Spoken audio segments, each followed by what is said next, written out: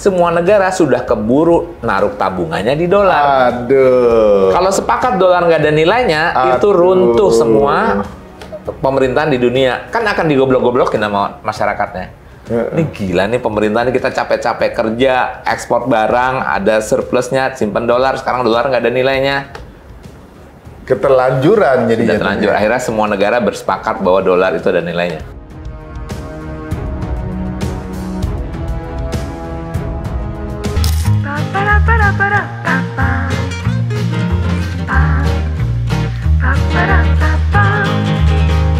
Kamu kan nggak mau bertransaksi, kamu karena nggak yakin sama franc masih ada emasnya atau enggak.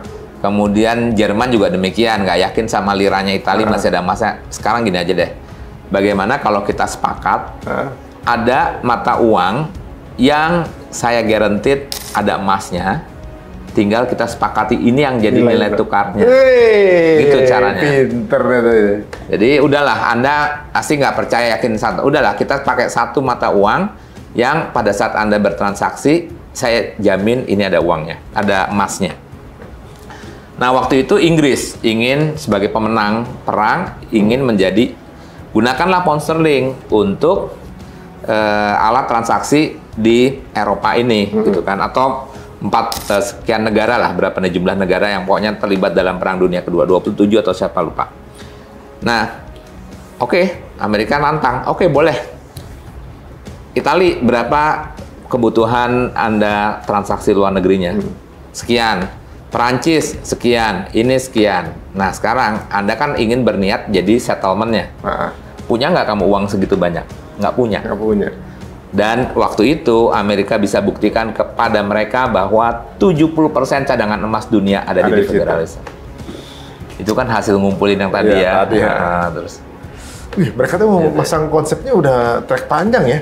Iya, jadi pada saat itu akhirnya nggak ada pilihan. Nggak ada pilihan. Nah, itulah kemudian mereka sepakat untuk menandatangani yang namanya Bretton Woods Agreement. Yaitu, ini yang akhirnya menarik nih. Apa nih isinya Bretton Woods Agreement? Satu, dampaknya semua transaksi luar negeri harus di dalam quotation US dollar. Jadi kita bisa bayangin, misalkan Indonesia mau beli bukan sawit lah. Indonesia mau beli minyak dari Malaysia, Malaysia mau beli sawit Indonesia. Harusnya kan simpelnya kan ringgit lawan rupiah kan? Nggak boleh. Sekarang harus pakai dolar. Sebenarnya sampai sekarang juga masih berlaku karena Bretton Woods inilah yang kemudian menjadi cikal bakal 3 entitas dunia. IMF, WTO, dan World Bank. Oh gitu. Sebenarnya belum lama-lama banget ya berarti ya? Belum lama banget. Dan di dalam perjanjian WTO, yang ini yang menarik tuh, mereka memasukkan pasal bahwa dilarang transaksi perdagangan internasional menggunakan emas. Kalau dilakukan? Ya menyalahi kesepakatan semua, dan dampaknya ya balik lagi. Amerika kan berkali-kali pernah ngasih hukuman lah ya. Hukuman ke Iran, embargo, ya kayak gitu-gitulah. Jadi kayak polisi dunia, karena dia sebagai pemegang kunci akan perekonomian jadinya ya. Ini ya kalau masih bandel juga di Irak kan, di Saddam Hussein kan. Jadi bisa, ya itulah. Udah mulai kebuka teman-teman, kenapa negara-negara ini takut membela Palestina ya. Jadi punya kunciannya itu ya begini ini gitu ya. Karena punya emas. Jadi mereka juga punya hak untuk nyetak uang juga nggak ada yang tahu dong. Nggak ada yang tahu. Jumlahnya berapa? Karena cadangan emas yang tahu mereka sendiri kan? Mereka sendiri. Ya, siapa yang mau buktiin emas itu ada gitu ya? Nah, tapi nanti dahsyatnya itu di tahun 1971 itu lebih gila lagi. Kenapa tuh? Nanti kita sebenarnya sampai gitu ya. Jadi intinya adalah setelah Bretton Woods inilah semua negara membutuhkan US dollar buat bisa hidup. Bisa hidup di dalam, ya nggak ada negara yang bisa memenuhi kebutuhan dalam negerinya 100%. Pada saat dia mau bertransaksi, dia butuh US dollar. Nah, apakah itu settingan atau bukan? Sampai akhirnya Orang mereka disetting sampai nggak ada pilihan lain selain ambil pilihan itu, gitu. Nah ini berarti berpengaruh dong. Mereka juga punya kemampuan untuk mengatur currency dong. Ya pastinya. Karena patokannya di mereka kan. Dan lucunya statement yang Mas Untung sampaikan itu adalah statementnya Mayer Amschel Rothschild. Oh, statement dia bunyinya adalah, saya tidak peduli terhadap siapa pembuat atau penulis hukum suatu negara. Sejauh sirkulasi uang saya yang pegang. Nah, berarti negara apapun, kalau jika dengan pakai sistem ini, maka kedaulatannya sebenarnya udah di bawah tangan dia. Oh, jadi membuat Tuhan sebenarnya dia. Ya, nanti kita nanti masuk currency war, tetapi tetap ada dinamika. Ya, kayaknya China belakangan kan ngelawan gitu ya, beberapa negara juga. Ya termasuk nanti Libya kita singgung sedikit. Oh iya, boleh, gitu ya. boleh. Menarik dia.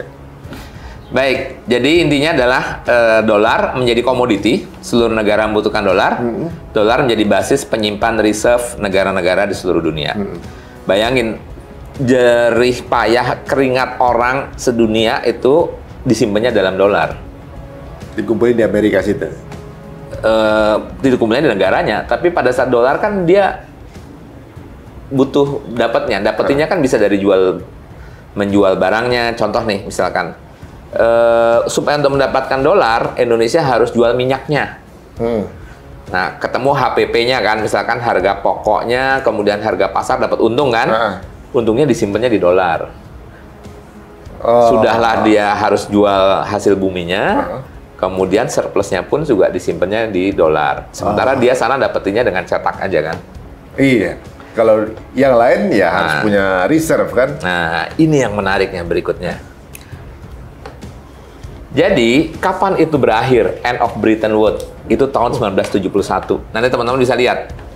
Jadi awalnya, Bretton Woods itu mempek nilai tukar, misalkan pound sterling, Jerman, kemudian lira Itali, yen Jepang, semuanya dipek ke dalam dolar, dan dolarnya dipek ke emas.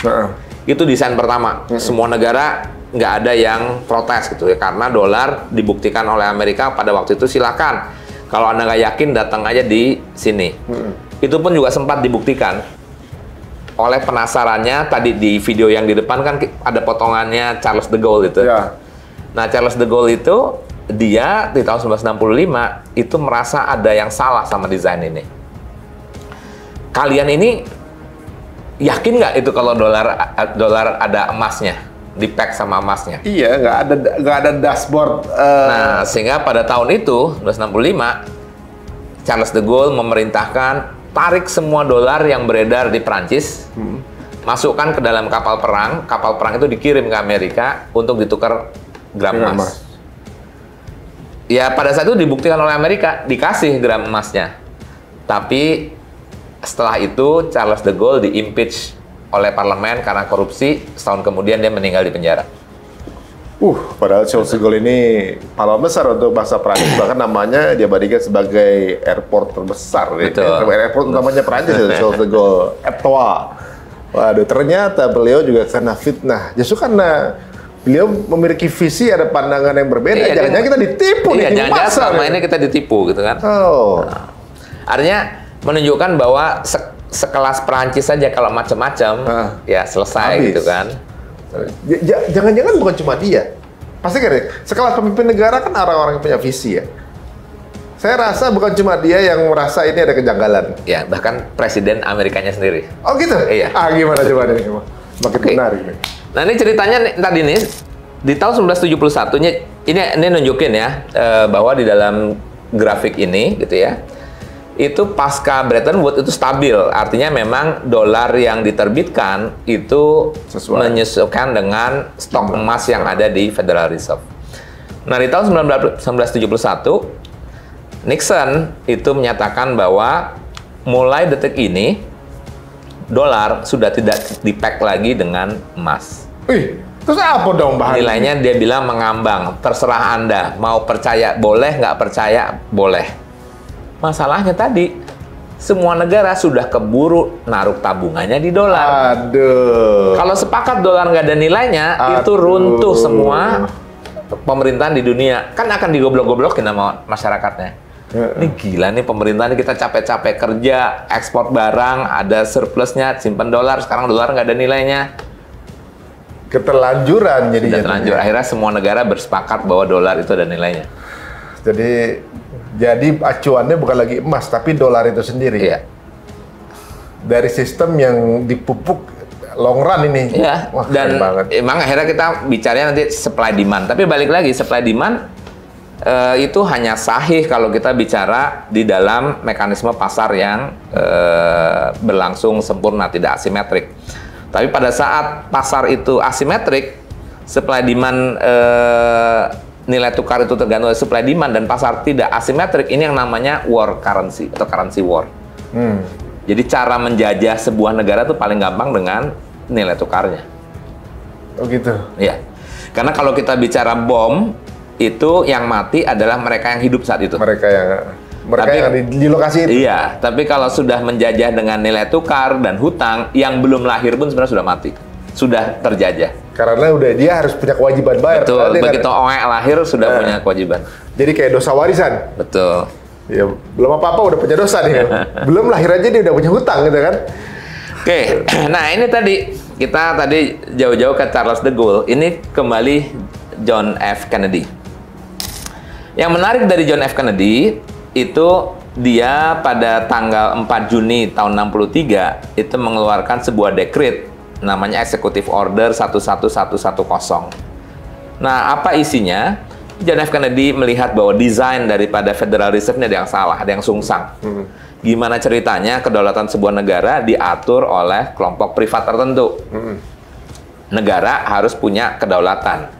Oleh karenanya, waktu itu John F. Kennedy meminta Kementerian Keuangan untuk mengeluarkan atau bertindak juga sebagai penerbit uang, tidak hanya Federal Reserve. Jadi akan ada kompetisi nih. Dan menariknya, karena semua emas sudah tersimpan di Federal Reserve, maka John F. Kennedy menyatakan bahwa uang yang akan dititipkan pemerintah itu berbasiskan silver. Jadi pembanding apa namanya, pesaing gitu ya? Iya. Dan kedua ini adalah di dalam keluaran Anda, Mas, dinar dirham gitu kan. Nah, kemudian itu kan tahun 63, berselang berapa bulan kemudian kita sama-sama tahu berakhirnya Kennedy diasasin. Ngeri juga ya ternyata ya. Yang punya visi akan perubahan dari sistem yang dibangun oleh Yahudi ini, maka berakhir hidupnya. Aduh. Dan ini adalah salah satu pidato menjelang akhir daripada Kennedy, yaitu beberapa kalimat yang menyatakan bahwa suatu saat nanti gitu ya, one day after I am long gone, you will remember me and say we should have stopped the nuclear program of Israel. Jadi nanti pada saat nanti mungkin saya sudah meninggal, kita harus nyetop program Israel. Itu tahun berapa itu ngomong gitu itu? 63. Kemudian abolish, menghilangkan Federal Reserve. Kemudian membuang seluruh secret society. Okultis itu pemujaan setan dan seterusnya, paganisme. Zionis keluar dari Amerika. Ini nggak pernah terlambat untuk ngelakuin ini. Ingat ya, Tapi kata-kata beliau ini memang cukup menjadi sebab dan alasan untuk dieliminate mereka. Dari semua plot, ada beberapa plot yang menyebabkan alasan kenapa Kennedy ditembak. Dari semua plot, yang paling kuat itu adalah ini. Reasonnya. Tapi memang ini orang baik berarti ya? Yang pasti dia Katolik yang soleh. Ya, Katolik yang soleh ya. Maksudnya dia melihat kejanggalan ini gitu, melihat kejanggalan bahwa ini nggak bisa nih diatur begitu kan. Satu dia stop untuk pembuatan program nuklir buat Israel. Iya. Berarti kan ada rencana besar di belakang para Yahudi membangun sistem perbankan seperti ini. Dan juga menyiapkan persenjataan jatuhnya kan gitu kan, untuk kemudian membackup gitu. Kemudian apa namanya bisa dibilang ketergantungan dengan Fed harus dihilangkan. Terus kemudian semua Zionis harus keluar dari negara ini. Sebenarnya kalau orang pada dengerin beliau saat itu selesai sih, tapi udah keburu di-eliminate duluan. Keburu di-eliminate. Nah ini kalau ini cerita tentang yang tadi Charles de Gaulle mengirimkan kapal perang untuk menukar dolar. Ini fotonya nih? Ya. Ini yang atas sih Charles de Gaulle waktu masih Perang Dunia Kedua, waktu pada saat dia masih tapi berapa gagah. jumlahnya akhirnya dibawa kapal perang itu? Navy Cross dan itu pick up 150 juta. 150 juta dolar pada saat itu. Oh, sekitar. Di mana tapi waktu itu $35 itu 1 ons. Jadi tinggal 150 juta bagi 35 itu emas yang ditarik kembali oleh Perancis. Oh. Berarti sekarang tuh sekitar 15 T ya? Mungkin. Iya kan ya, 15 T lah gitu. Kalau misalnya seperti kurs sekarang. Gitu. Tapi kan dia harus segera diselesaikan karena khawatir akan diikuti juga oleh negara-negara lain kan kalau mencoba ternyata hal yang sama ternyata ini, kosong gitu kan. Oh benar ternyata nih Charles de Gaulle ya. Yang lain akan copy caranya gitu. Iya. Ambruk lagi tuh sistem. Sudah diselesaikan saja. Kemudian apa alasan going off gold standard tahun 1971? Nixon shock itu floating currency di mana sudah tidak lagi di-peg dengan dolar, jadi kurs itu ya hanya berdasarkan supply demand dan keyakinan pasar saja. Nah, apa salah satu penyebabnya adalah sebagai konsekuensi lahirnya Perang Vietnam. Apa urusan sama Vietnam? Perang Vietnam itu menciptakan big enemy buat pabrik Amerika. Berarti cuma untuk change fokus aja gitu ya? Enggak, alasan untuk berhutang. Oh gitu? Kan kalau misalnya gini, saya atau Amerika pada tahun itu menganggarkan anggaran negaranya adalah misalkan 100 triliun dolar. Nah, tiba-tiba di tengah jalan meletuslah perang yang dimana orang Amerika menyatakan perang ini harus dilakukan. Alasannya? Alasannya karena tadi melindungi sovereign kedaulatan bangsa dan seterusnya seperti peristiwa 9/11. Masalahnya kan Vietnam tuh jauh banget gitu dari sana tuh. Alasan logisnya apa itu? Itu yang bisa-bisanya dia. Dia waktu itu kan sedang perang dingin. Pokoknya komunisme itu adalah musuh. Ya, mereka memang mereka dimanapun musuh. Ya, dimanapun. Kembali lagi tesis antitesis. Meskipun nanti kalau kapan kita akan cerita siapa itu Lenin, siapa itu Karl Marx, ya Yahudi juga. Iya, waduh. Wah, nih ternyata kemana-mana ya teman-teman semuanya. Jadi ternyata bahwa perang Vietnam ada hubungannya sama. Iya, tesis antitesis selalu mereka mainkan. Sehingga rakyat Amerika atau parlemen pada saat itu mengizinkan negara itu untuk menambah anggaran yang sebelumnya tidak dilakukan. Over budget, karena over budget dia harus berutang. Berutangnya ke siapa? The Fed. Biar ada ketergantungan. Iya, karena kan dia lembaga terpisah. Jadi setiap defisit Amerika itu akan berujung pada ngutang. Nah, tinggal yang disebutkannya nanti adalah itu baru Amerikanya. Nanti negara-negara lain pun juga akan dibuat defisit. Yang tadinya tidak dibudgetkan terpaksa harus keluar budget, beli vaksin misalkan. Iya.